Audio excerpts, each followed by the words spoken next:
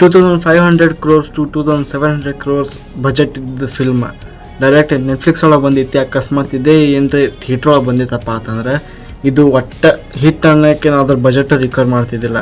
ಅಷ್ಟು ಬಜೆಟ್ ಒಳಗೆ ಭಾಳ ಮಾಡಿ 100-200 ಕೋಟಿ ಗಳಿಸ್ತಿತ್ತು ಅಷ್ಟೇ. ಚಲೋ ಆಯ್ತು. ಡೈರೆಕ್ಟ್ ನೆಟ್ಫ್ಲಿಕ್ಸ್ ಒಳಗೆ ಬಂದೈತಿ. ರೀಸೆಂಟಾಗಿ ಬಂದಿದ್ದ ಫಿಲ್ಮ್ ಅದು ಎಲೆಕ್ಟ್ರಿಕ್ ಸ್ಟೇಟ್ ಅನ್ನೋದು, ಡೈರೆಕ್ಟೆಡ್ ಬೈ ರೂಸೋ ಬ್ರದರ್ಸ್. ಇವರ ಡೈರೆಕ್ಟರ್ ಯಾರಪ್ಪ ಅಂತಂದ್ರೆ Avengers Endgame, Extraction part 1, Extraction part 2 ಮಾಡಿದವ್ರು ಡೈರೆಕ್ಟರ್ಸ್. ಮತ್ತು ದ ಗ್ರೇ ಮ್ಯಾನ್ ಡೈರೆಕ್ಟ್ ಮಾಡಿದ ಫಿಲ್ಮ್. ಇವ್ರ ಫಿಲ್ಮ್ದಾಗ ಸ್ಟೋರಿ ಅಂತ ಏನೂ ಇರೋಂಗಿಲ್ಲ, ಆದರೆ ಇವ್ರ ಫಿಲ್ಮ್ದಾಗ ವಿಜುವಲ್ಸ್, ಇವ್ರ ಫಿಲ್ಮ್ದ ಆ್ಯಕ್ಷನ್ ಟಾಪ್ ನಾಚ್ ಇರ್ತೈತಿ. ಇದೇ ಎಲೆಕ್ಟ್ರಿಕ್ ಸ್ಟೇಟ್ ಒಳಗೂ ಫಿಲ್ಮ್ ಒಳಗೂ ಹಿಂಗೆ ಐತೆ.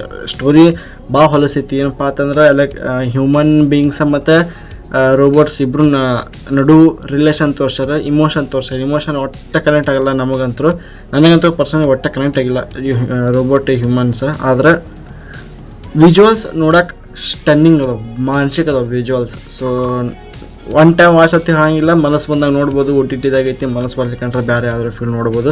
ಹಳೆ ಶಾರ್ಟ್ದಾಗ ಅಲ್ಲಿ ತಳಗ ವಿಡಿಯೋ ಲಿಂಕ್ ಕೊಟ್ಟೆ ನೋಡ್ರಿ, ಅದು ಮಾಡಿರಿ.